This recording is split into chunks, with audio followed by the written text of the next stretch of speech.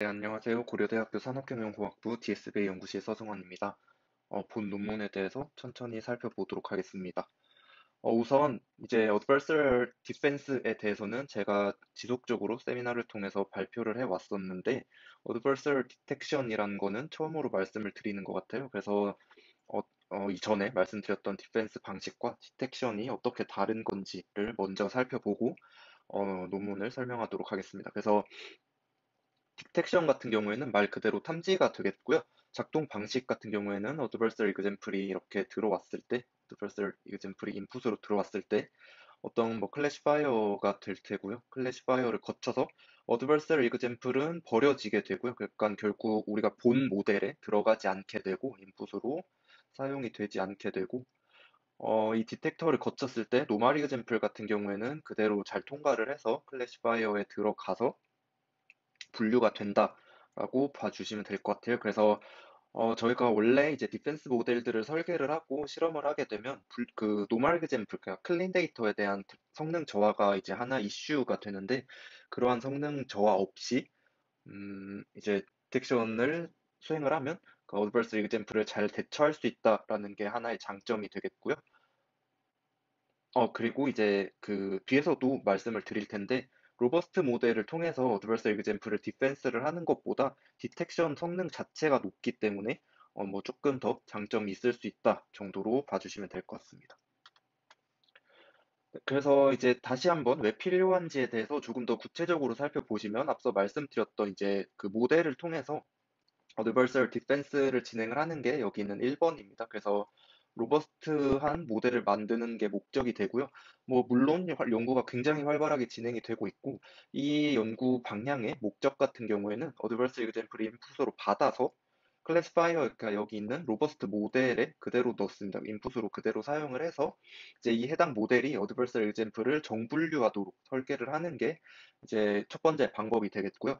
근데 이제 한 가지 좀, 그러니까 연구가 굉장히 활발하게 진행이 되고 있기 때문에 조금씩 더 정답으로 가고 있는 상황이긴 하지만 소타 모델도 성능이 좋다라고 보기는 조금 어려운 부분이 있습니다. 그래서 이제 멀티 스텝 어택에 대해서 그러니까 FGSM을 제외하고 PGD나 BIM, MIM 뭐 이런 것들과 같은 멀티 스텝 어택에 대해서 CFA10 벤치마크 데이터셋 기준으로 방어 성능이 50, 그러니까 정분류 성능이 50% 정도밖에 되지 않는다라고 봐주시면 될 것 같고요.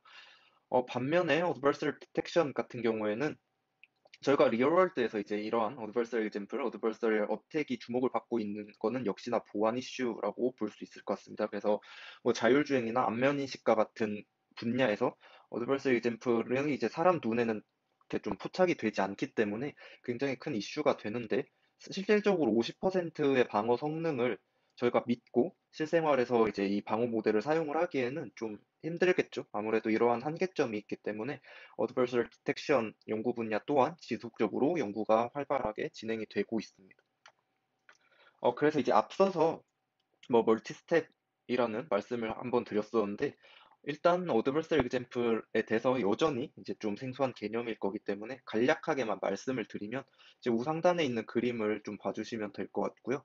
우상단에 있는 그림을 보시면 이제 인풋이 왼쪽에 있고 어떠한 펄터베이션을 더하게 되는데 이 펄터베이션을 더했을 때 가장 오른쪽에 나와 있는 게 어드버설 example이 됩니다. 그래서 뭐 이런 식으로 이제 나오게 되는데 한 가지 특이한 점은 사람이 봤을 때는 두 이미지의 차이를 크게 알 수 없다. 그냥 조금 이상한데 정도는 알 수 있는 어드버스 example들이 뭐 많을 수 있겠으나 사람이 봤을 때는 뭐 그럼에도 불구하고 고양이다라는 게 확연하게 이제 분간이 되는데 이거를 머신에 넣었을 때는 뭐 그러니까 퍼스트 클래스를 굉장히 높은 컨피던스로 오분류하게 된다라는 리포팅이 많이 있고요. 높은 컨피던스가 아니더라도 아니라 할지라도 확실하게 이제 분류는 이제 퍼스트 클래스로 되는 그래서 멀티 스텝 어택 같은 경우에는 이제 뭐 레즈넷 같은 보통의 모델에 넣게 되면 그러니까 정분류율이 0%에 거의 네, 수렴을 하고 있는 상황입니다. 그래서 이제 여기서 말씀드리는 멀티 스텝이라는 게 어떤 거냐면 이게 하이퍼스페이스 상에서 밝은 색이 이쪽 이제 로스가 높은 구역이 되겠고요. 뭐 이런 부분들이 로스가 높은 구역이 되겠고 보라색 부분이 로스가 낮은 지역이 되겠습니다. 그래서 지금 X가 여기 보라색의 한가운데 위치를 하고 있기 때문에 이거는 뭐 로컬리 하게는 글로벌리는 잘 모르겠지만 로컬리 하게 학습이 굉장히 잘 됐다라고 볼 수가 있겠습니다. 그래 이러한 상황에서 이제 로스가 높은 쪽으로 펄터베이션을 더하게 됩니다. 여기 나와 있는 이 펄터베이션 식에 의해서 펄터베이션을 더하게 되는데 가장 쉽게 생각을 하면 x에 이 펄터베이션 벡터를 더해서 x 어, 프라임 혹은 뭐 x 햇을 이렇게 이동시킨다라고 봐주시면 될 것 같아요. 그래서 이거를 원 스텝으로 진행을 하는 거는 대표적으로 뭐 많이들 이제 아실 텐데 FGSM이라는 방식이 있고요. 그 외에 이제 제가 앞서서 한번 말씀을 드렸던 BIM, MIM,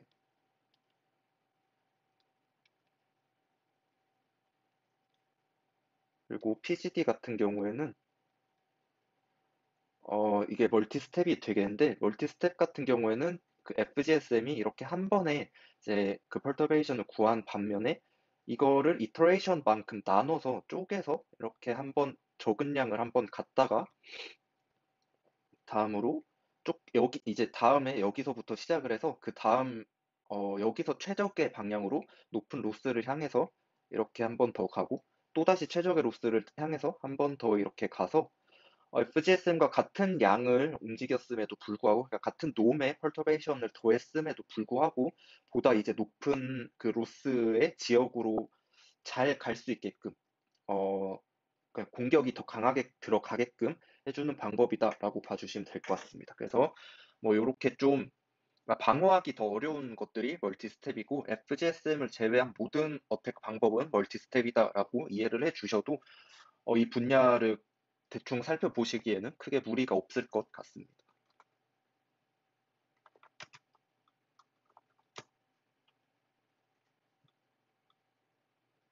네, 그래서 다음 장표를 보시면 이제 어드버설 example과 노멀 example의 차이에 대해서 먼저 살펴보실 텐데 말씀드렸던 것처럼 이제 그 노멀 example의 perturbation을 이 주어진 목적식에 대해서 이제 x의 그레디언트의 어센트를 하는 그 그레디언트 어센트를 저희가 이제 인풋에 바로 더해주는 거를 perturbation이라고 하는데 이런 식으로 더해진 이제 그 합성된 이미지를 adversary example이라고 하고 이거를 기하학적으로 한번 살펴보면 논문에서 말을 하고 있기로는 네, 이런 식으로 설명을 하고 있습니다. 그래서 검정색이 지금 여기 보시는 것처럼 디시전 바운더리가 되겠고요.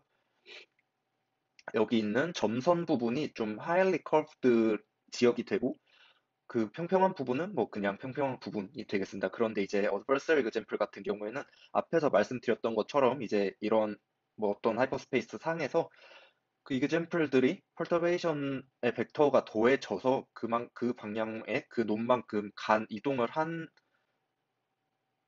이 example이 결국은 decision boundary를 넘어야 된다는 목적을 가지고 있습니다. 이게 실질적으로 아까 설명을 드릴 때는 높은 로스를 향해서 간다라고 말씀을 드렸지만 클래시파이어 입장에서 이게 오분류를 하게 되는 이그젬플이기 때문에 그 넘어가는 와중에 모델이 가지고 있는 디시전 바운더리를 넘어가게 되어 있습니다. 그런데 본 논문에서 저자들이 말을 하기로는 이러한 식으로 그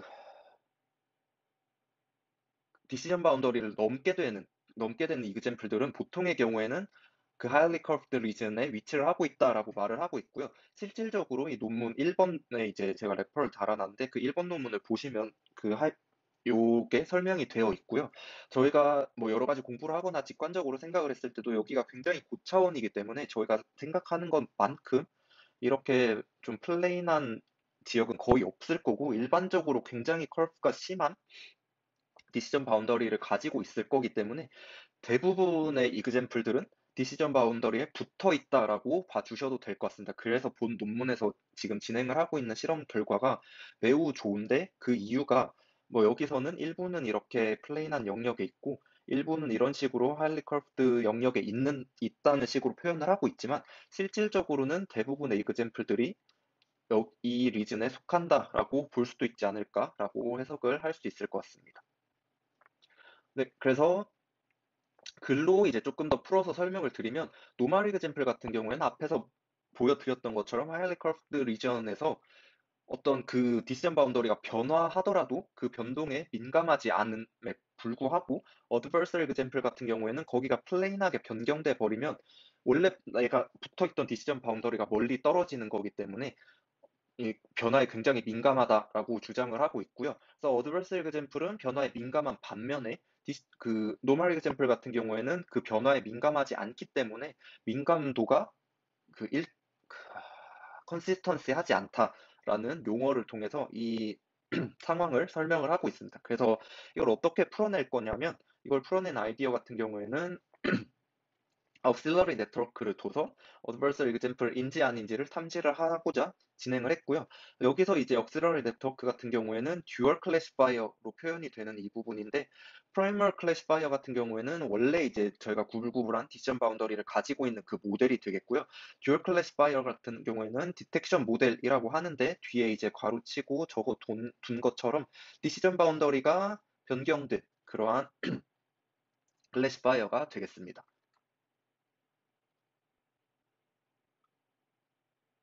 네, 그래서 다시 한번 이제 앞에 있던 그림을 가지고 와서 설명을 드리면 아까 말씀드렸던 것처럼 검정색이 그 오리지널 디시전 바운더리라고 말씀을 드렸고 여기 보이시는 이제 빨간색이 트랜스포음드 디시전 바운더리가 되는데 이거를 그 앞에서 말씀드렸던 럭셔리 네트워크랑 연결을 시켜서 말씀을 드려보면 프라이머리 클래시파이어 같은 경우에는 이 우리 검정색이 되겠고요.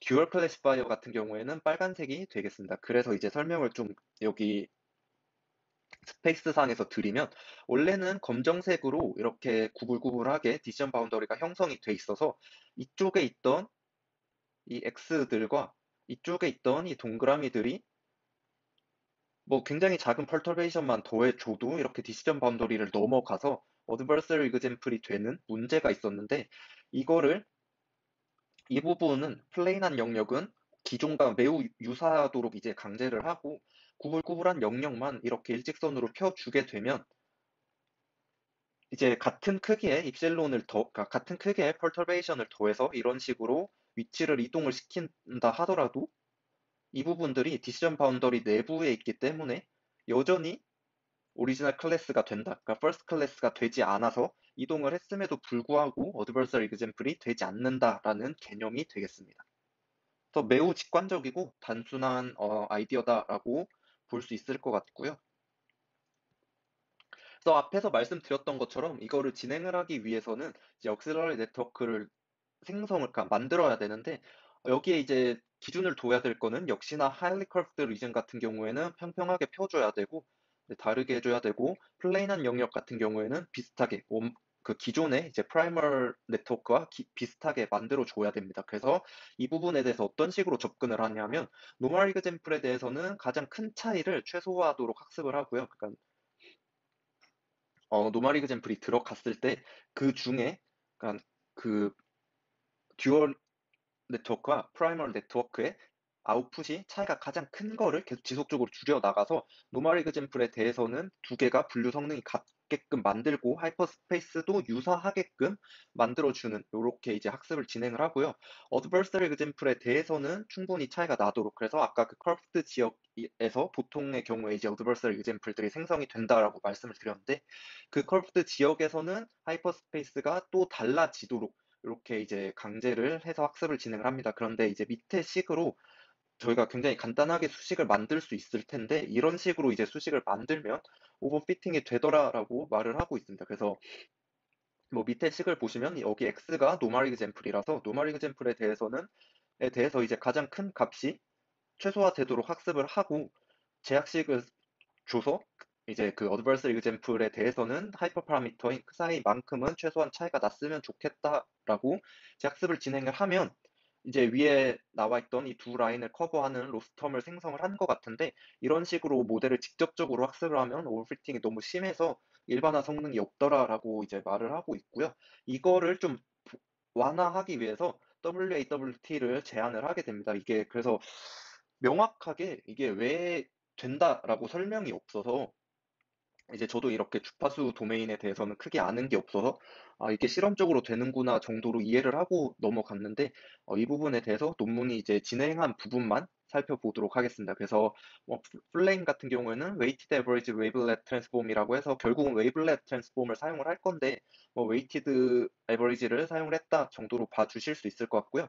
여기 보시는 이 F가 원래 이제 있던 그 프라이머 네트워크가 되겠고요. 이제 아랫부분이 듀얼 네트워크가 되는데 이 클래시파이어 그 피처 익스트랙터 같은 경우에는 정확히 동일한 구조를 사용을 한다라고 보시면 될 것 같고 인풋이 변경이 됩니다. 인풋이 변경이 돼서 여기서는 이제 RGB 이미지가 그대로 저희가 원래 이미지 분류하는 것처럼 F에 들어가서 이런 식으로 이제 그 피처가 나오게 될 텐데 여기 나온 피처랑 웨이블렛 그 WAWT를 통해서 트랜스폼된 인풋을 넣은 F를 통해서 이제 나온 요 피처를 컨캣을 해서 이제 플리 커넥티드를 거쳐서 이런 식으로 이게 그 어드버서리 example인지 아닌지를 판단을 하는 이러한 구조가 되겠습니다. 그래서 조금 더 자세하게 살펴보시면 웨이블렛에 대해서 이제 좀 이해를 하는 게 그래도 좋을 것 같아서 가지고 와봤고요. 웨이블렛 같은 경우에는 스텝이 지남에 따라서 이미지가 이런 식으로 분할이 된다라고 합니다. 그래서 여기 있는 노테이션 같은 경우에는 제가 찾아본 자료들마다 조금씩 달라서 논문이랑 같은 노테이션인 거를 가지고 왔고요.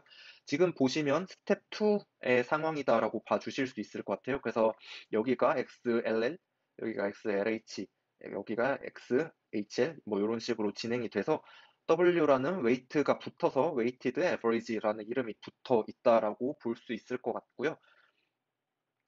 스텝 2를 사용을 하고 있는데 이거는 이제 파이썬 코드가 있어서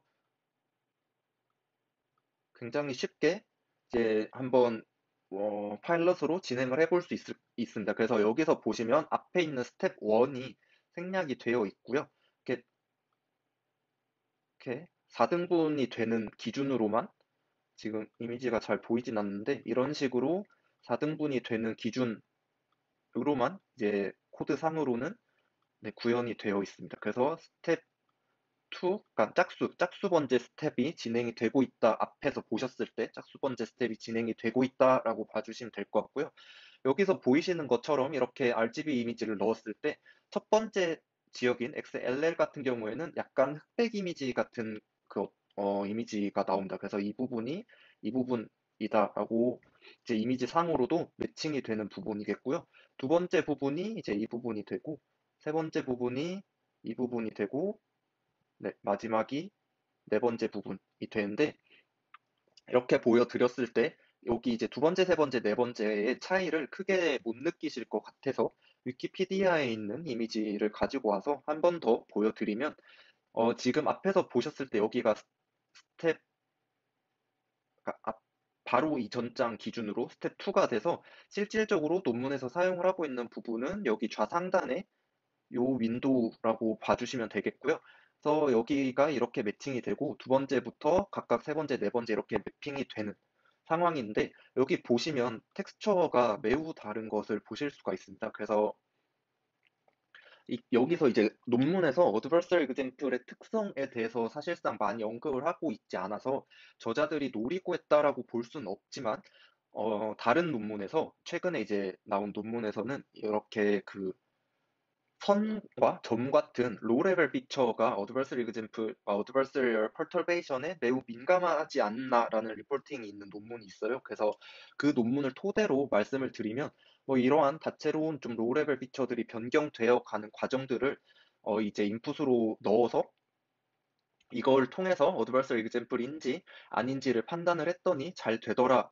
그래서 그 연구와도 뭐 약간의 연결성이 있을 수 있다. 그래서 뭐 거기서도 약간 실험을 진행을 하긴 하는데 그게 지금까지 좀 통용되는 상식은 아니었습니다. 그런데 뭐 그 로레벨 피처가 어드버서리 퍼터베이션에 좀 센시티비티가 높다라는 것에 뭐 한 힘을 좀 실을 수 있는 실험 결과이지 않을까라고 생각을 해볼 수도 있을 것 같습니다. 근데 여기 이제 제가 발표를 드리고 있는 이 논문에서는 그러한 언급은 전혀 없었다는 거를 다시 한번 말씀드리면서 이러한 식으로 이제 G라는 억실러리 네트워크를 만들어서 그 디텍션을 진행을 했다가 이제 이 논문의 핵심 골자가 되겠습니다.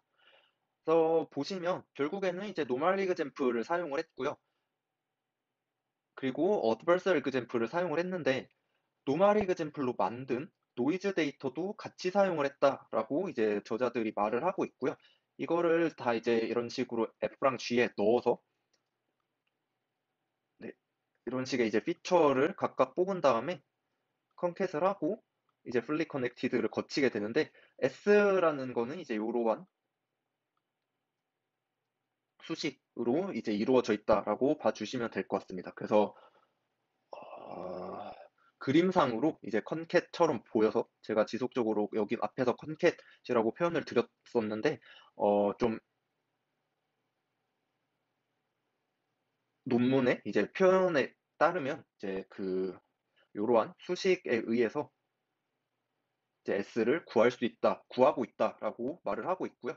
이 다음에 fully connected를 거쳐서 여기서는 실질적으로 이제 정분류를 하는 타겟 네트워크가 아니고 그 어드버설 인풋이 어드버설 네트워크인지 아닌지 네, 어드버설 이그젠플인지 아닌지를 판단을 하는 그 디텍터의 역할을 하기 때문에 이게 어드버설 이그젠플인지 그리고 F와 G가 같은 클래스로 이 클래스를 예측을 했는지 혹은 아닌지 뭐 이러한 식의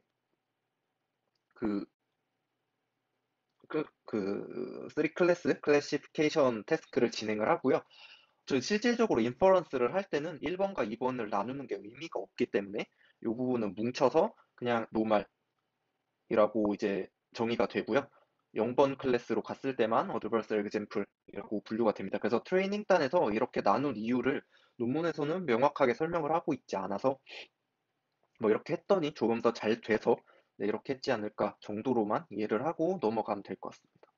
네, 그래서 실험 결과를 보시면 이제 그 이게 결국에는 디텍션 그 문제이기 때문에 AUROC 스코어를 통해서 뭐 이런 식으로 성능 지표도 나타내고 있는데 일반적으로 이제 논문에서 주장을 하고 있는 SID가 볼트체가 가장 많은 것을 확인을 할 수가 있고요.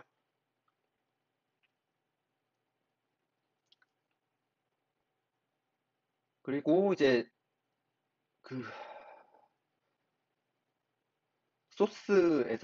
소스에서 여기가 어드버스 example을 만드는 그 공격 방식이고요. 아까 말씀드렸던 것처럼 FGSM 같은 경우에는 싱글 스텝이고 나머지 부분은 멀티 스텝이 되는 공격이 되겠습니다. 그래서 여기서도 마찬가지로 FGSM만 싱글 스텝이고 나머지는 다 멀티 스텝이 되는데 이거는 그 억실러리 클래시파이어를 만들 때 앞에서 말씀드렸던 것처럼 어드버스 example이 인풋으로 들어가게 되는데 거기에 사용한 그 공격 어드버스 example을 만들기 위해서 사용한 공격이 소스가 되겠고요. 타겟 같은 경우에는 실질적으로 그렇게 만든 다음에 인퍼런스를 할 때 어드버스 example을 넣어서 분류를 진행을 해야 되는데 그 분류에 대한 정확도가 되겠습니다. 그래서 사실상 여기서 보시면 그 MD가 이전에 이제 SID가 제한되기 전에 소타가 되겠는데 뭐 이런 식으로 서로 다른 서로 다른 어, 방식으로 만든 어드버스 example에 대해서 분류 정확도가 그렇게까지 높지 않았음을 볼 수가 있는데 본 논문에서는 굉장히 로버스트하게 강건한 성능을 보이는 것을 확인을 할 수가 있습니다. 그래서 성능 자체가 매우 크게 높아진 상황이라서 앞에서 말씀드렸던 것처럼 그, 그 논문의 저자들이 주장을 했었던 하일리 커브드 지역에서 어드버스 example이 나오고 뭐 그거를 펼치기 위해서 옥실러리 클래시파이어를 썼고 그거를 해주기 위해서 그 웨이티드 에버리지 웨이블렛을 썼다라는 그 일련의 과정이 모두 굉장히 잘 맞아 떨어졌다고 해석을 해볼 수도 있지 않을까. 물론 그 사이사이에 좀 수학적인 증명이나 조금 더 디테일한 실험적인 증명이 없어서 아쉬운 점이 없었던 건 아니지만 실험 성능이 굉장히 좋아졌기 때문에 대체적으로는 논문의 저자들이 이제 주장을 하고 있는 부분들이 합당하다라고 볼 수도 있지 않을까라고 이제 이해를 할 수 있는 논문이 되겠습니다. 그래서 소스와 타겟을 나누지 않고 진행을 하는 이제 그 결과표에서도 이 전에 있던 실험 성능들에 비해서 굉장히 좋아지는 것을 확인을 하실 수가 있습니다. 네, 그래서 본 논문에 대한 리뷰는 여기서 마치도록 하겠습니다. 들어주셔서 감사합니다.